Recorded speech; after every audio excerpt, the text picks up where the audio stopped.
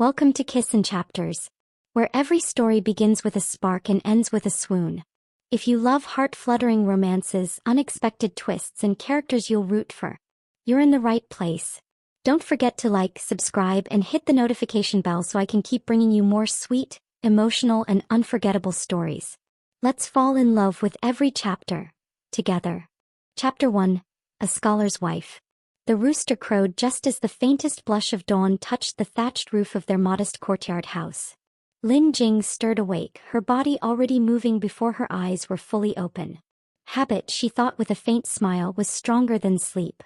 She reached for the worn cotton robe folded neatly beside her bedding and slipped it on before rising.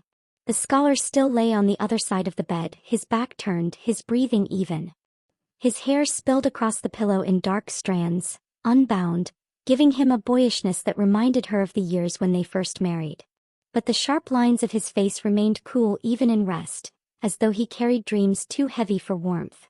Lin Jing tucked the quilt around him carefully before stepping into her cloth shoes.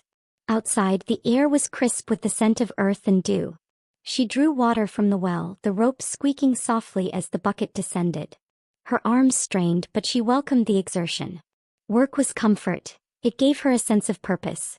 By the time the sun rose, she had lit the small clay stove, rice porridge simmering gently inside.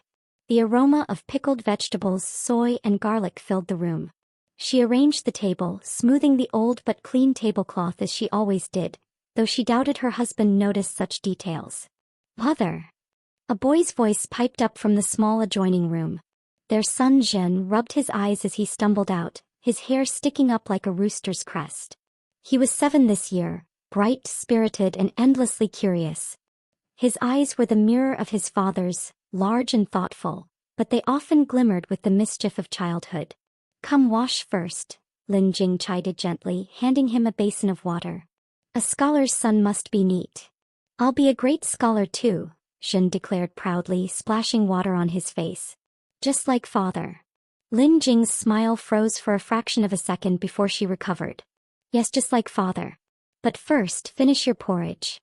Soon, the clatter of chopsticks and the sound of slurping filled the small room. Her husband, Xin Liang, finally emerged from their bedchamber, dressed in his scholar's robe, his hair tied with a simple cord. He carried himself with the poise of a man who had tasted books more than labor, whose mind dwelled in the clouds of philosophy rather than the dust of the earth. "Good morning, husband," Lin Jing greeted, bowing her head slightly in the way she always did. He nodded absently, already lost in thought. He seated himself without comment, spooning porridge into his bowl. Zhen chattered eagerly at his father about his plans to practice calligraphy after breakfast, about a story he overheard from the village boys. Xin Liang responded with faint grunts and the occasional absent him. His gaze drifted to the open window, where the light filtered in, painting the courtyard golden. Lin Jing watched quietly as she refilled his bowl. She had grown accustomed to his silences, to the way his thoughts wandered beyond her reach. Sometimes she wondered if it was the price of being married to a scholar, a man whose heart belonged more to books than to people. Still, she told herself she was content. After the meal, Xin Liang gathered his scrolls and brushes. "I'll be at the study hall until evening," he said, his tone brisk, almost perfunctory. Lin Jing nodded. "Shall I prepare the evening meal with duck? You've not had meat in some days." "As you wish," he replied, already halfway out the door. Zhen scampered after him, tugging at his sleeve. "Father, can I come too?" "I'll be quiet, I promise." Xin Liang hesitated.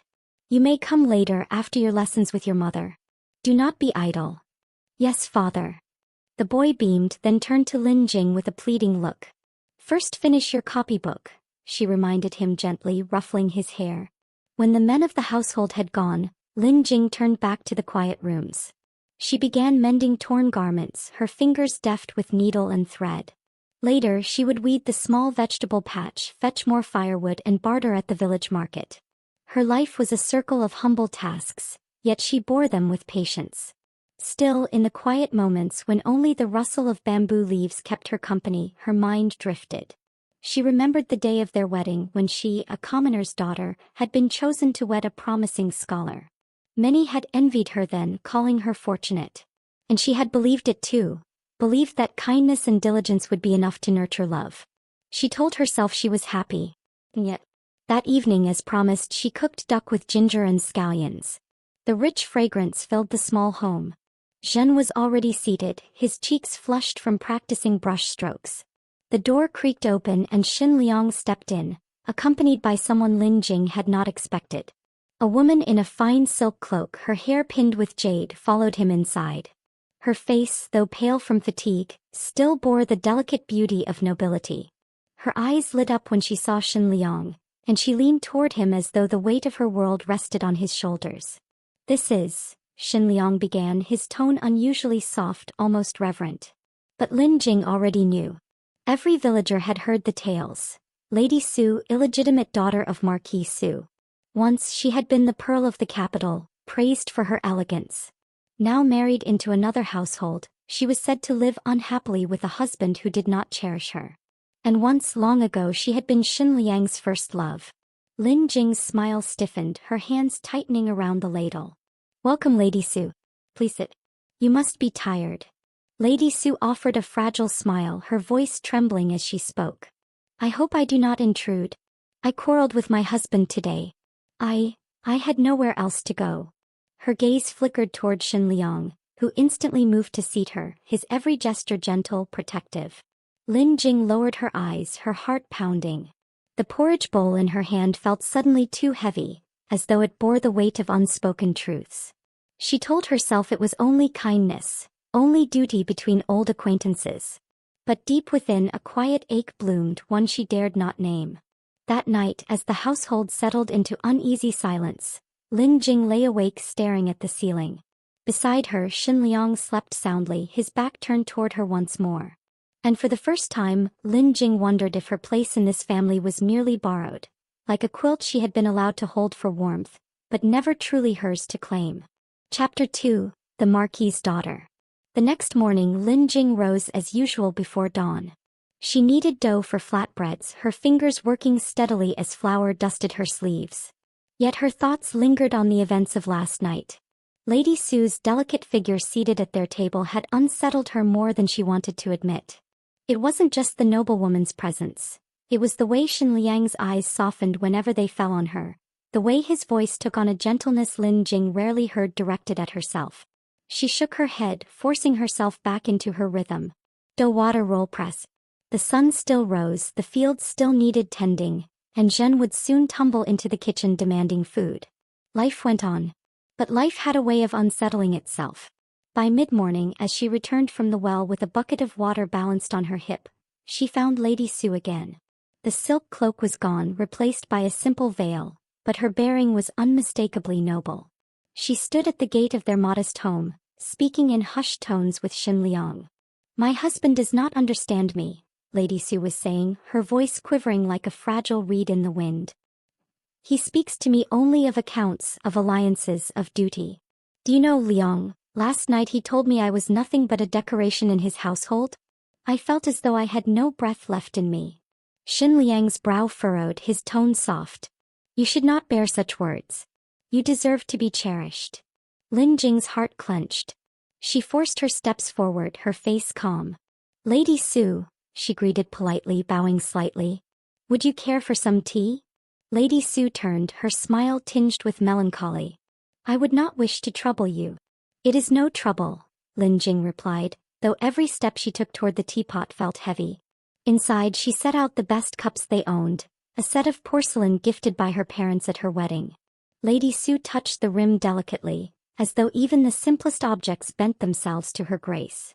"You are fortunate, Jing," Lady Su said with a wistful sigh, sipping her tea. "A husband who is learned, a son who is clever. My own household is grand but empty. Sometimes I envy the simplicity of yours." Lin Jing forced a smile. "Simplicity has its burdens too, Lady Su. A roof must still be mended, meals prepared, wood gathered. But we manage." Lady Su laughed softly, her hand brushing against Xin Liang's arm as she set the cup down. "You always were so humble, Liang. Even now you live so modestly." Xin Liang's gaze lowered, almost tender. "Books are my wealth. Titles mean little." Lin Jing turned away to hide the flicker of pain in her eyes. Titles mean little. Yet Lady Su bore one he once must have dreamed of sharing. From the corner of the room, Jin watched with wide eyes. The boy had just returned from practicing characters on the slate board outside. His gaze fixed not on his mother but on the noblewoman. Lady Su noticed and beckoned. "Ah, you must be Jin," she said warmly. "Come here." The boy hesitated then scampered forward. Lady Su lifted him onto her lap with the ease of someone accustomed to affection. She reached into her sleeve and withdrew a small lacquered box. Inside, nestled on silk, was a piece of candied fruit, glistening amber under the light. "For you," she said, pressing it into his hand. Jin's eyes widened. "Really? Thank you, Lady Su." Lin Jing froze. Their household could rarely afford such luxuries. To a boy, a simple candy was treasure. Yet watching her son beam at another woman, the woman whose presence unsettled her marriage, stabbed at her heart. That evening, when Lady Su finally departed, Jin tugged at Lin Jing's sleeve. "Mother, why don't you dress like Lady Su? He's so pretty. And she smells nice. When she hugged me, she smelled like flowers." Lin Jing's breath caught. She forced herself to smile. "She is a noblewoman, Jin. Nobles have silk and perfumes. We are common folk. Our beauty is in our hands, in our work." "But father looked so happy with her," Jin said innocently, popping the last of the candied fruit into his mouth. "He doesn't smile at you like that." The words cut sharper than any blade. That night, after Jin had drifted to sleep, Lin Jing sat by the flickering oil lamp, mending Xin Liang's robe. The thread blurred as her eyes grew wet. She had always told herself that diligence would be enough, that kindness would fill the cracks where affection might falter. But now, watching her husband's quiet sighs as he wrote by candlelight, sighs she knew were not for her, she began to wonder if she had been wrong all along. When Xin Liang finally looked up, their gazes met. For a moment, Lin Jing thought she saw something soften in his eyes, some unspoken guilt. But then he said only, "The lamp is low. Don't strain your eyes," before turning back to his brush. She lowered her head, the needle trembling in her hand. In that silence she realized, there was another woman who held her husband's unguarded smile, his tender tone, his secret heart. And no matter how hard she tried, Lin Jing might never reach that place. Chapter 3, Cracks in the Family. The summer rains came early that year, drumming against the tiled roof and soaking the narrow streets of the village. Lin Jing stood under the eaves, shaking water from her sleeves as she carried in the washed vegetables. She had walked to the market in the downpour, her straw hat dripping, the wicker basket heavy with turnips, radish and bean sprouts. When she stepped into the main room, she paused. Lady Su was there again. Her fine shoes rested on the worn wooden floor as though they belonged. The noblewoman sat by the window, her veil folded neatly on the table, strands of dark hair framing her delicate face. Xin Liang sat opposite her, pouring tea, his posture uncharacteristically attentive. When the Marquis family held the banquet, Lady Su was saying, "They laughed at me for stumbling over a poem. They said a daughter of nobility should have wit equal to her silks. I felt so humiliated." Xin Liang leaned forward, his voice low and reassuring. "You should not let their shallow words trouble you. In truth, they envy you." Lin Jing stood motionless for a heartbeat too long before lowering her gaze. "I'll prepare the meal," she said softly, moving past them into the kitchen. From behind the thin partition she heard their laughter, the easy kind that came from familiarity. Her chest tightened. Not long after, Jin burst in from the courtyard, his cheeks flushed from playing in the rain. When he saw Lady Su, his face lit up. "Lady Su," he cried, rushing forward. "Did you bring more sweets?" She laughed gently, pulling a handkerchief from her sleeve to wipe his damp face. "Not today, little one. But I'll tell you a story instead. Do you know the tale of the carp that leapt over the dragon gate?" Jin plopped himself beside her eagerly, his eyes shining as she spun the tale with graceful gestures. Xin Liang listened too, smiling faintly as if transported back to some cherished memory. Lin Jing chopped vegetables with deliberate force, each thud of the knife echoing in the quiet kitchen. She tried not to hear the boy's delighted laughter, tried not to notice the way her husband's eyes softened as he watched the noblewoman. At dinner, Lady Su lingered. Jin clamored to sit beside her, ignoring his mother's quiet attempts to seat him properly. He asked her questions, showed her his crooked calligraphy strokes and glowed under her praise. "Your son has a bright future," Lady Su said warmly, placing a hand on Jin's shoulder. He will surely bring honor to your household. Xin Liang's eyes glimmered with pride. Lin Jing smiled faintly though her heart ached. She had praised Jin countless times, taught him to hold a brush, corrected his strokes. But he never shone so brightly under her gaze as he did now, basking in the approval of another woman. That night, after Lady Su had departed under the cover of dusk, Lin Jing set about tidying the table. Jin skipped around the room, humming the melody of a tune Lady Su had taught him. "Mother," he said suddenly, "why don't you know such pretty stories? Lady Su knows so many. And she speaks so gently. When she tells me things I feel happy inside." Lin Jing froze, her hands trembling around the bowl she was drying. "Your mother works hard to keep this home, Jin. Stories do not fill stomachs." "But, father likes to hear her stories too," the boy insisted, oblivious to the shadow that crossed her face. "You never make him laugh like that." The words landed like blows. Lin Jing turned away quickly, busying herself with stacking dishes, so the child would not see her eyes glisten. Later that night she approached Xin Liang as he prepared to retire. Her voice was tentative. "Husband, Lady Su, she comes often. Do you think it is proper?" Xin Liang's expression hardened. "She is an old friend, nothing more. She has no one else to confide in." "But the villagers talk." "Let them talk," he interrupted, his tone cold. "Would you have me turn away someone in need?"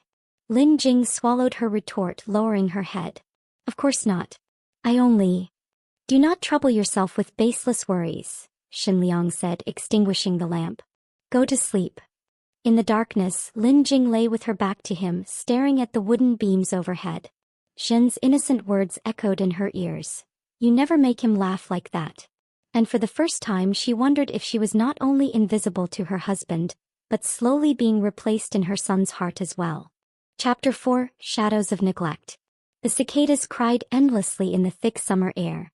Lin Jing fanned the small brazier in the kitchen, the heat clinging to her skin despite the wide-open window. She set out bowls of cold noodles, garnished with sliced cucumber and scallions, a dish meant to refresh on days like these. The hour stretched past mealtime, yet Xin Liang had not returned. Shen drummed his chopsticks against the table, frowning. "Father said he'd be home by noon," he grumbled. "Maybe he's with Lady Su again?" Lin Jing's hands stilled. She forced a smile. "He may have been delayed at the study hall." But when the door creaked open at last, her heart sank. Xin Liang entered, with Lady Su beside him, her silken sleeves swaying, cheeks flushed from the heat. "Forgive me," Xin Liang said, setting down a bundle of scrolls. Lady Su grew faint on her way back from the temple. "I thought it safer to accompany her here for rest." Lin Jing's gaze dropped to the table, her voice steady. "Of course. Sit. The noodles are ready." Lady Su smiled weakly. "You are kind, Sister Lin. Truly I imposed too much." But Liang insisted. As they ate, Xin Liang carefully cooled Lady Su's bowl with extra broth, urging her to eat slowly. Lin Jing ate in silence, each bite like straw in her mouth. After the meal, Lady Su excused herself to rest in the guest room. Xin immediately scampered after her. "Lady Su, will you tell me another story?" Lin Jing opened her mouth to protest, but Xin Liang interjected. "Let him go. It will do him good to learn from refined company." The words pierced deeper than he knew. Refined company. As though her own presence was coarse, unworthy. Later that evening Lin Jing sought out Xin. She found him in the guest room, sitting cross-legged as Lady Su traced characters for him with delicate fingers. The boy looked up and seeing his mother, quickly slid a folded paper under his sleeve. "Xin," Lin Jing said softly, "what are you hiding?" "Nothing," he replied too quickly, his cheeks flushed. Lady Su chuckled lightly. "Just a small poem I copied for him. A boy should be inspired by beauty in words." Lin Jing's eyes narrowed, but she said nothing. She reached for her son's hand. "It is time for bed." "Mother," Xin protested, "can I stay a little longer? Lady Su said she'd teach me a song." "No," Lin Jing said firmly. "Bed." Xin's shoulders slumped as he followed her out. But when Xin Liang later tucked him in, she overheard her son's whisper. "Father, why is mother always so strict? Lady Su lets me do things. She's nicer." Xin Liang murmured something she couldn't hear. Lin Jing stood frozen outside the door, her heart crumbling. The following days grew worse. Zhen began sneaking out, claiming he was studying, only for Lin Jing to find him returning with trinkets, silken ribbons, carved toys, sweets, that could only have come from Lady Su. When she questioned him, he lied clumsily, his eyes darting away. Your uncle gave them, he insisted. But she knew. One afternoon, unable to contain her worry, Lin Jing confronted Xin Liang as he returned from town. Husband, the boy lies. He says gifts come from kin, but I know they are from her. He should not be taught deception.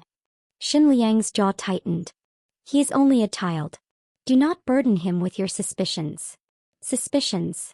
Her voice shook. The boy hides from me. He favors her words over mine. And you encourage it. Am I his mother or is she? Xin Liang's eyes flashed with rare anger. Enough, Jing. Must every kindness be twisted into betrayal in your eyes? Lady Su has endured suffering you cannot imagine.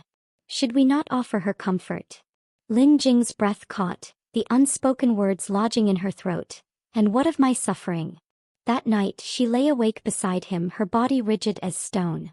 His back was to her again as always, but this time it felt like a wall she could never climb. From the next room she heard Jin murmur in his sleep, his small voice carrying the tune of a song Lady Su had taught him. Lin Jing pressed a hand to her chest as if to still the hollow ache spreading there. In her own home, among her own family, she had never felt more like a stranger. Chapter 5, A Family of 3 Without Her. The courtyard was quiet that morning. Only the rustle of the bamboo and the soft splash of water drawing from the well accompanied Lin Jing as she folded freshly dried clothes. The sleeves of her hanfu brushed against her arm, worn thin from repeated washes. She touched the fabric and thought, I've mended this 3 times already. Her husband's robes, however, were new.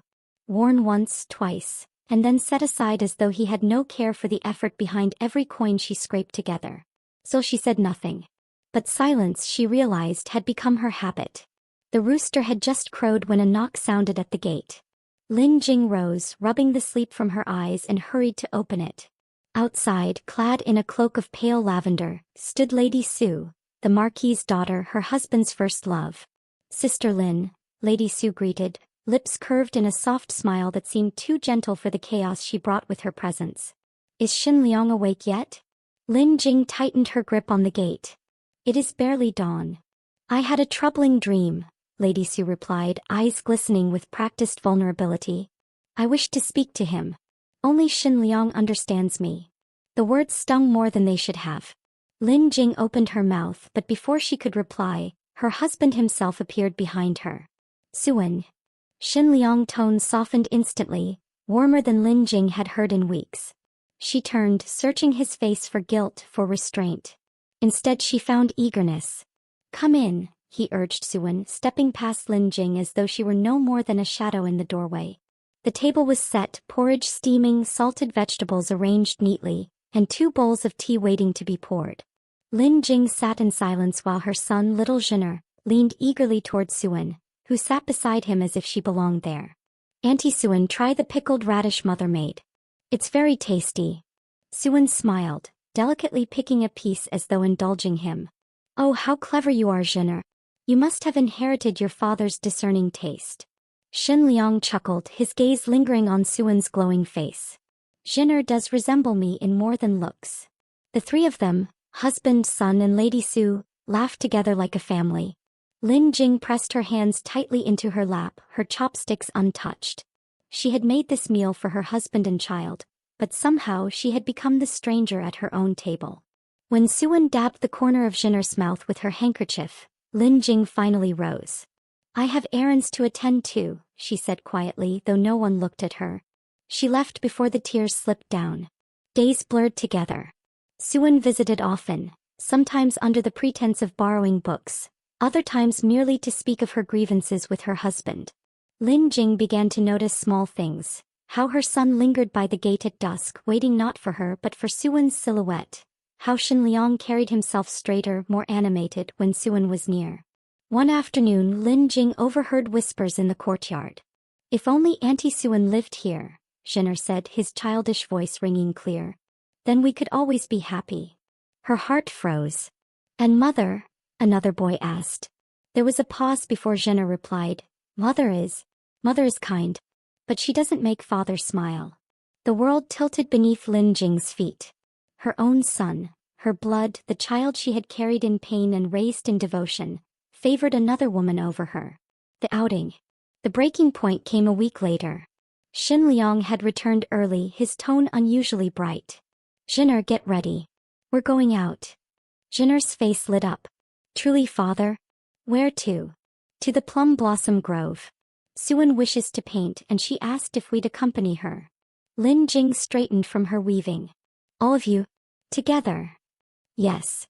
Xin Liang glanced at her briefly, almost dismissively. "It will be good for Jin'er to enjoy the scenery. You needn't trouble yourself. Rest at home." Jin'er darted into his chamber to fetch his shoes. Suan arrived not long after, radiant in pale pink, her laughter ringing as Xin Liang helped her adjust the folds of her sleeve. Lin Jing stood by the door, her heart aching as she watched her husband and son leave with another woman, their smiles trailing behind them like threads of sunlight, while she remained in the shadow. The gate closed with a hollow thud. She sank onto the stone steps, fingers trembling. She had always endured, always told herself her sacrifices were for the sake of her family. But what family was left for her now? A quiet collapse. That evening she sat alone in the dark.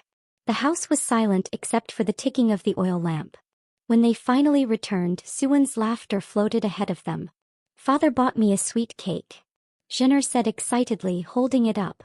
"Auntie Suan shared hers with me." Lin Jing smiled faintly, though her eyes burned. "I see. Did you enjoy yourself?" "Yes," Jin'er chirped before rushing to recount every detail.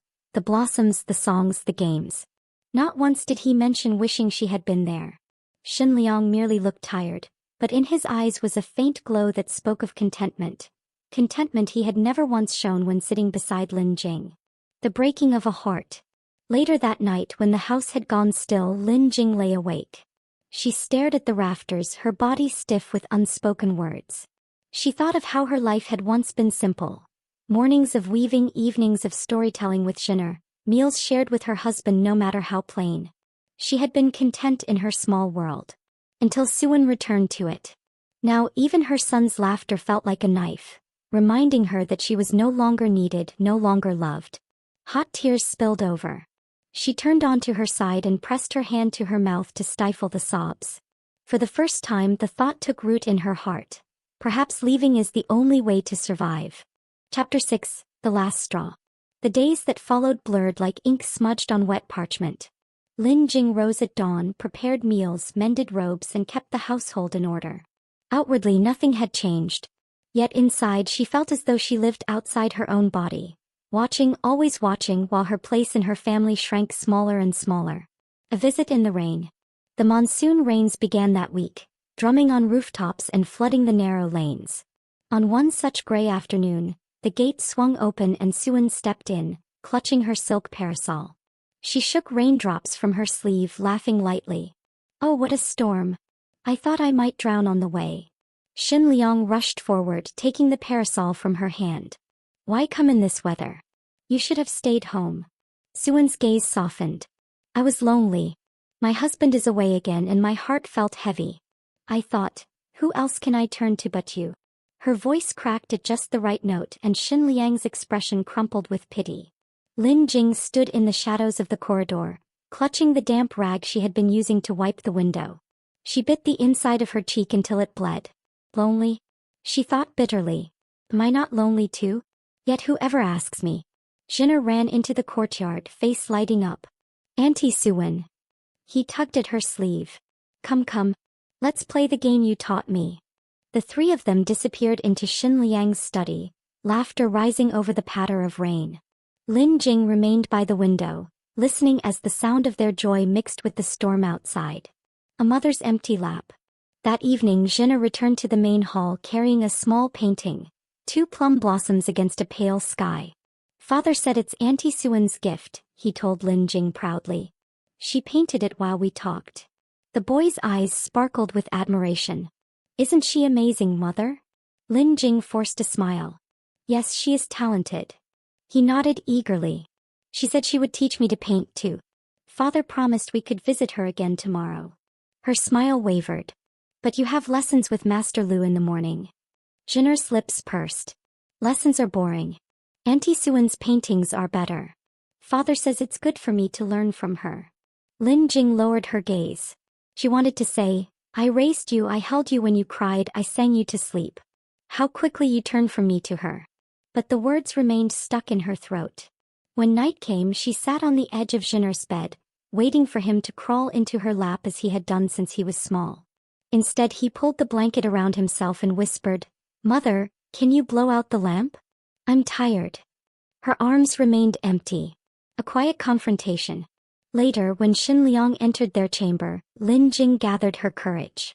Husband, she began softly, is it necessary for Lady Suan to visit so often? People will talk. Xin Liang frowned. What is there to talk about? He's my friend. She trusts me. And I. Lin Jing's voice trembled. Do I not deserve trust as well? Am I not your wife? Silence fell heavy.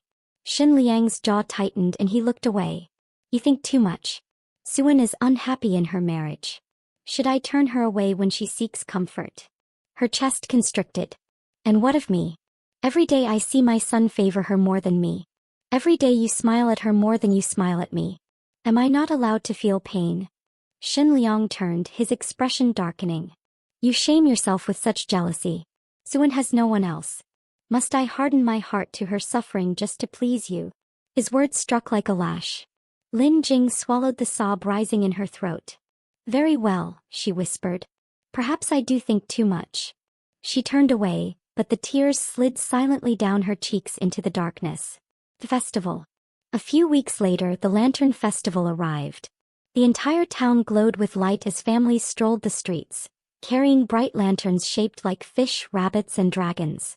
Children laughed, vendors shouted, and the river shimmered with floating lights. Lin Jing had once cherished this festival. She had dreamed of bringing Jinner every year, of watching his eyes widen with wonder. But this year she watched from the gate as Xin Liang and Jinner prepared to leave, with Suan. Suan's lantern was shaped like a phoenix, golden and radiant. Jinner clutched a rabbit lantern, bouncing with excitement.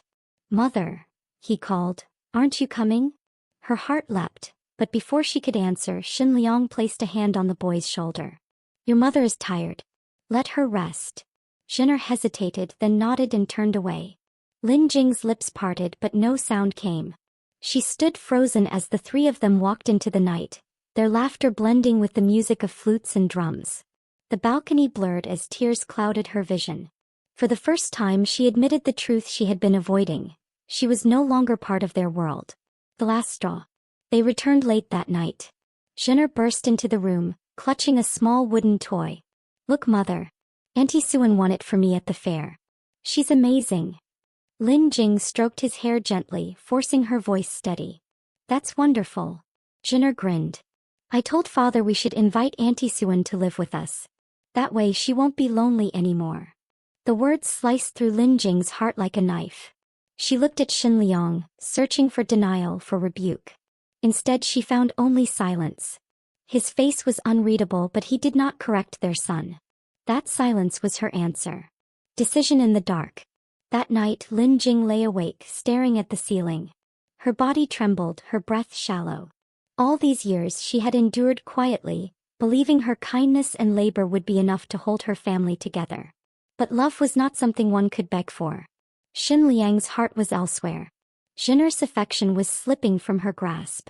She realized with a clarity sharper than pain, that if she remained she would vanish entirely. One day, Jinner might not even call her mother anymore. And so in the silence of the night Lin Jing made her choice. She would leave. Not tomorrow perhaps, nor the next day. She would wait for the right moment. But the decision had already rooted in her heart. For the sake of her dignity, for the sake of what little remained of her spirit, she could no longer stay. Chapter 7. Walking Away. The morning air was crisp, carrying the faint scent of osmanthus. The town buzzed with life as vendors set up their stalls and children raced to school with their books tucked under their arms. Inside the scholar's modest courtyard, however, silence reigned. Lin Jing stood in her chamber, staring at the single chest that contained all her belongings. Her hands shook as she folded her plain robes, faded from countless washes, unlike the silk garments that Lady Suan often wore when she visited. This is it, she thought, heart pounding. If I don't leave now, I never will. A husband's absence. Xin Liang had left early that morning, carrying a stack of scrolls to deliver to the academy. Jin'er trailed at his side, clutching Suan's hand, laughing about some story she had told him the night before. Not once had he turned back to wave at Lin Jing, though she had stood at the doorway watching until they disappeared. Her heart clenched. She could still hear Suan's soft laughter echoing in her ears, see the glow on Xin Liang's face that had long since dimmed whenever he looked at her. The emptiness inside the house was the perfect time. Gathering memories. Lin Jing walked through each room slowly, her fingers brushing over the wooden table she had scrubbed countless times, the weaving loom she had used to mend their clothes, the chair where Jin'er used to nap against her knee. Memories clung to every corner, yet they no longer felt like hers. In Xin Liang's study she paused. On the desk lay a half-finished poem written in his careful hand. The verses spoke of plum blossoms in spring, of gentle breezes, of a confidant who shared his sorrow. No mention of a wife. No trace of her. Her breath caught. She touched the ink-stained paper, then withdrew her hand quickly as though burned. She left the poem where it was.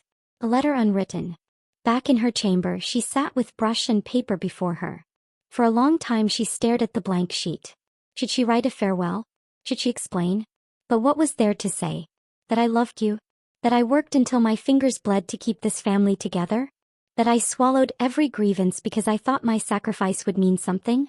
Her tears dripped onto the paper, leaving small circles of blurred white. In the end she left the sheet blank. Sometimes silence spoke louder than words. Leaving the house, Lin Jing packed her chest with only the essentials, 2 sets of robes, her sewing kit, and a few copper coins she had secretly saved from selling embroidery at the market. When she lifted the chest, her arms trembled, but she forced herself forward. Step by step she crossed the courtyard and opened the wooden gate. The world beyond seemed vast, frightening. Yet it was freedom. She turned once, taking in the house she had kept for so many years.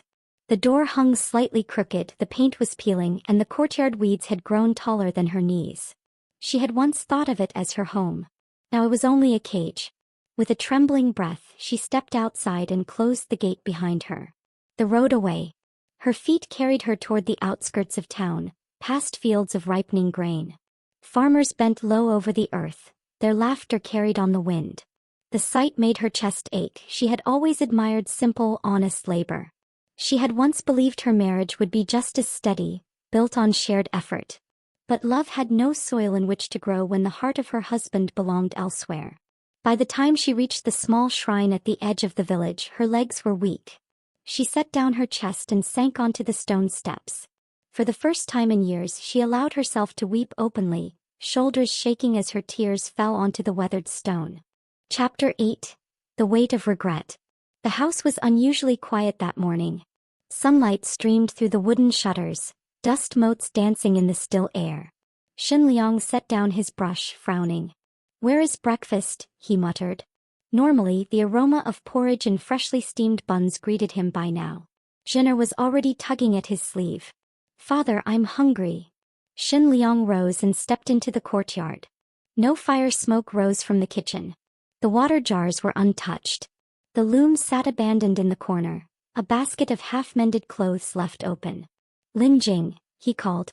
Only silence answered. The empty room. He entered their chamber. The bed was neatly folded, but her chest was gone. Her robes, her sewing kit, the small comb she always used to smooth Jin'er's hair, vanished. A cold weight settled in his stomach. He searched the desk, finding a single sheet of paper on which faint tear stains had dried. No words. Only silence. Xin Liang's hands trembled as he held it. His wife had left.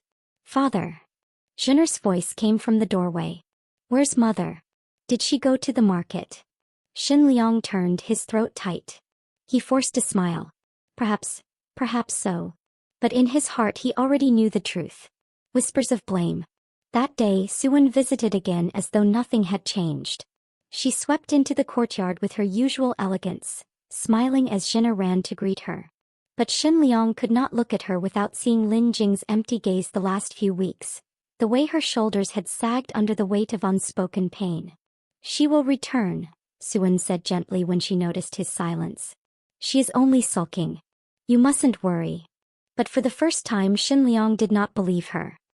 He thought of Lin Jing's hands, calloused from labor, yet always gentle when tending to Zhener. He thought of the meals she had prepared, the clothes she had mended, the quiet support she had given him when no one else had. And he realized how often he had overlooked it all. That night, as Suan spoke of her grievances, Xin Liang's mind wandered. He remembered Lin Jing's face at the festival watching them leave. He remembered her voice trembling when she asked if Suan must always come. He had dismissed her. He had called her jealous. Now she was gone. Chapter 9. A New Beginning. The village of Shiqiao lay far from the capital, tucked between low hills and endless fields of wheat. Lin Jing arrived after days of walking, her shoes worn thin and her hands blistered from carrying her bundle. She rented a small weathered hut at the edge of the village with the little silver she had saved. It was nothing more than 4 walls and a leaky roof, but it was hers. The first days were the hardest. Each night she lay awake hearing the phantom sound of her son's laughter, seeing the way he clung to Lady Sue's hand. Guilt gnawed at her, but each dawn she rose, fetched water, tilled a small patch of earth and stitched cloth for the villagers. Her hands, rough from work, kept her mind from drowning in sorrow. One afternoon while walking back from the well she spotted a boy crouched by the roadside. He was no more than 7 or 8, thin as a reed, his clothes torn and caked with dirt. He clutched a bundle of firewood, his small arms trembling from the weight. When their eyes met, Lin Jing saw defiance burning in them, like a stray dog unwilling to be pitted. "Where are your parents?" she asked softly. The boy looked away. "Gone." She set down her bucket. "Do you have a place to stay?" "Don't need one." He tried to stand taller, but the firewood slipped from his arms, scattering on the ground. He cursed under his breath, a word no child should know. Lin Jing's heart tightened. She bent down and helped gather the wood. "What's your name?" "Shaoan." The name lingered on her tongue like a fragile thing. She studied him, his hollow cheeks, his wary gaze. Something stirred deep within her, a tenderness she thought she had lost. "Shaoan," she said gently, "if you're hungry, come to my hut. I have some porridge." Suspicion flickered in his eyes. "Why?" "Because no child should go hungry," she replied simply. That night Shaoan sat at her table, wolfing down the thin porridge as though he hadn't eaten in days. Lin Jing watched him quietly, her own bowl untouched. When he finally slowed she asked, "Will you stay here? I could use help with chores." He froze, spoon halfway to his mouth. "Stay? You mean live here?" "Yes," Lin Jing said, her voice trembling though she tried to steady it. "If you want. You don't owe me anything, only, let me care for you." Shaoan's eyes widened, confusion warring with hope. Slowly he nodded. That night Lin Jing spread out an extra mat by the hearth. As she watched the boy curl up beneath the patched blanket, she felt a warmth she hadn't known in years. It wasn't the warmth of being a wife, nor even the aching memory of her son. It was something new, something fragile but real. For the first time since leaving, Lin Jing whispered into the quiet room, "Perhaps I am not so alone after all." And in the soft crackle of the fire, it felt like the world whispered back, "You are beginning again." Chapter 10. Choosing her own path. The seasons turned. What was once barren earth behind Lin Jing's hut bloomed into neat rows of vegetables and flowers, tended by her and Shaoan together. The boy's cheeks filled out with color and his laughter rang through the small home. At first he still flinched at loud noises or sudden touches, but Lin Jing's patience slowly chipped away at his fears. She mended his clothes, taught him to read simple characters by lantern light, and sang to him softly when storms shook the roof. One evening as they sat side by side shelling beans, Shaoan said quietly, "Mother." Lin Jing froze, the word like a bell ringing deep within her. Tears welled in her eyes as she reached for his hand. "Shaoan, I am your mother." The world felt whole again. It was months later when her past finally caught up to her. One summer morning Lin Jing was at the well when she heard murmurs ripple through the villagers. A carriage had arrived at the edge of Shiqiao. From it stepped her husband, the scholar, his robes dusty from travel. His eyes searched the crowd until they found her, and in them was a desperation she had never seen before. "Lin Jing." He rushed toward her. "At last, I have found you," the villagers whispered, curious. Lin Jing stood still, the rope of the well biting into her palms. He stopped before her, chest heaving. Jinger, I was wrong. Terribly wrong. Suan is gone, she returned to her family. Jinger, he asks for you every night. I see now what I have done, the pain I have caused. Please, come back. Let us begin again. For a moment, the years of hurt rose up like a tide. His voice carried sincerity, regret even. But beneath it lay the shadow of what had been, of nights she had slept alone, of the day she left her son behind. Lin Jing's heart trembled, but she looked past him to where Shaoan stood in the distance, watching anxiously. His small face, once hollow with hunger, now glowed with trust. She met her husband's gaze. You speak of beginning again, but I already have. He blinked, stunned. Jingya, I was once your wife, but I was never truly in your heart. I will not return to being a shadow, waiting for scraps of affection. Here I have found something real. Shaoan is my son now. My life belongs to this new path. The scholar's face crumpled, but Lin Jing did not waver. I wish you well, she said softly, her voice steady. But my place is no longer with you. She turned, walking toward Shaoan, who ran into her arms. She held him close, breathing in the scent of earth and sun that clung to him, her tears falling into his hair, not of grief but of release.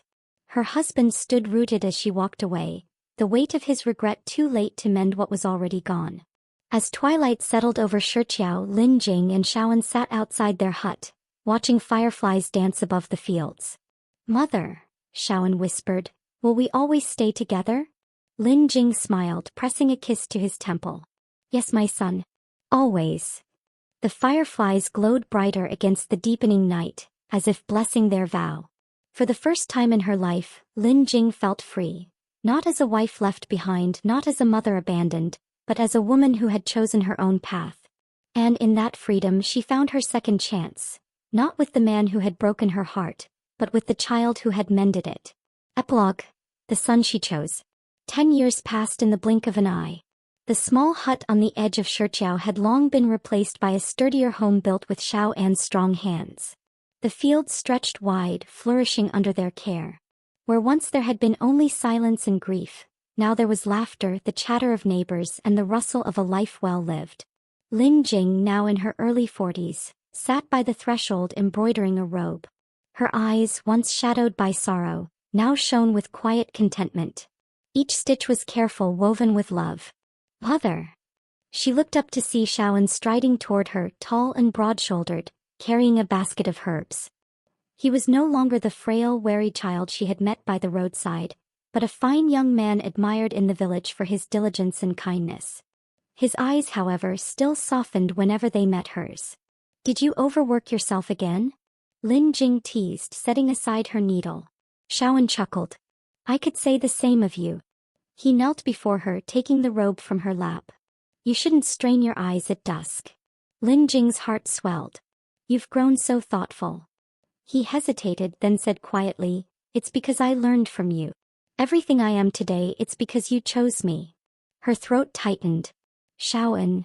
He met her gaze, his voice firm. I may not have been born from you, but you are my mother in every way that matters. You gave me food when I starved, a roof when I was lost, and love when I thought I didn't deserve it. For that, I will spend the rest of my life honoring you. Tears blurred Lin Jing's vision. She reached out, cupping his cheek. And I will always be proud to call you my son. As twilight deepened, fireflies once again lit the fields, just as they had the night she promised Shaoan they would always stay together. He took her hand gently and led her inside, where warmth and light awaited. Her past was a story of betrayal and regret, but her present, and her future, were filled with love she had chosen and love that had chosen her in return. And that, Lin Jing knew, was the truest kind of happiness,